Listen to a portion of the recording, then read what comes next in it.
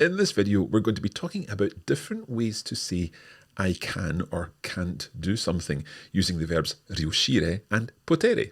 Let's get started.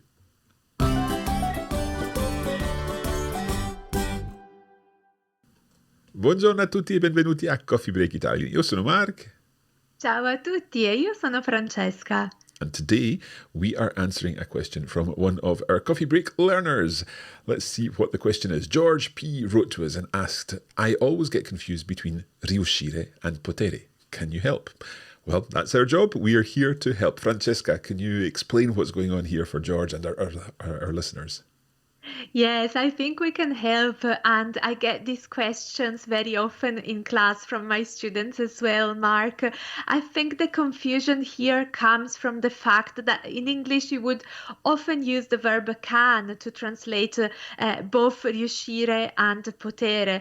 So maybe we can just have a look into more detail and see which nuances each verb expresses. Sounds good. Okay, so let's bring our whiteboard here.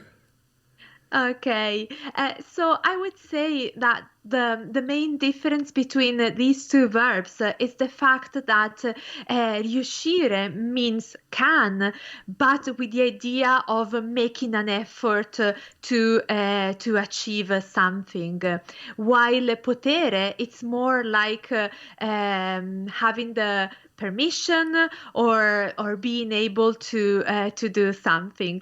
Let's see this with an example. I think that will help. Let me think. We could say, for example, Mark, I can't drink milk. Okay. And we could have two possible translations in Italian. We could say non posso bere il latte. Non posso bere il latte. Okay.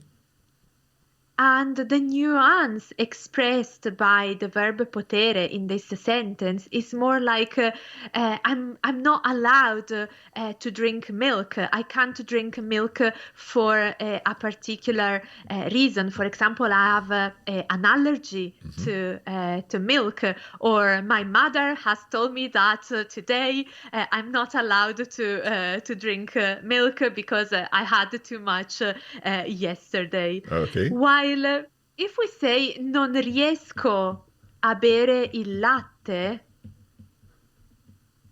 non riesco a bere il latte, the idea here is a little bit different.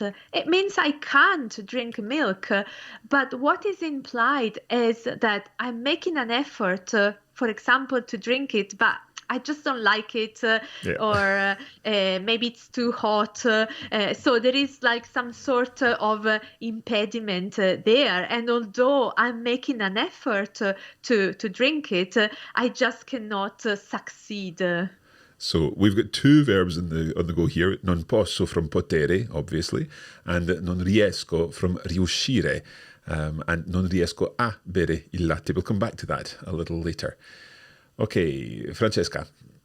See, I think I would like to add an extra bit of information here, because from experience I know that there is a third Italian verb that is creating a little bit of confusion when it comes to translating can into Italian, and this is the verb sapere. Yeah, so we've got potere, riuscire, and also the verb sapere, which I'm sure our listeners and our viewers know sapere, meaning to know.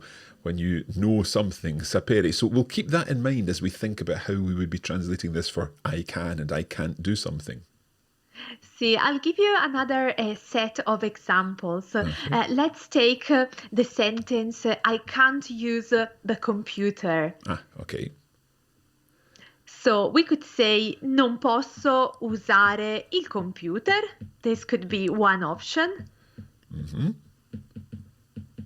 And the idea here is I'm not allowed to use the computer probably today because of certain reasons. Okay. We could also say non riesco a usare il computer.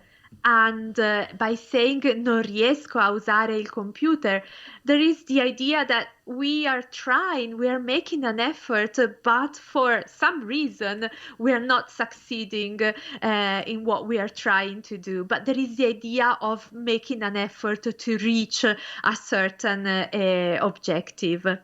But if we are saying non so usare il computer, so using this new verb sapere, non so usare il computer means I don't have the skills, I don't have the ability, I've never been taught how to use a computer, I cannot turn it on, I don't know which buttons to press, so really I don't have the skills. Perfetto. So there we're seeing potere with non posso usare il computer. I can't use the computer, as in I'm not allowed.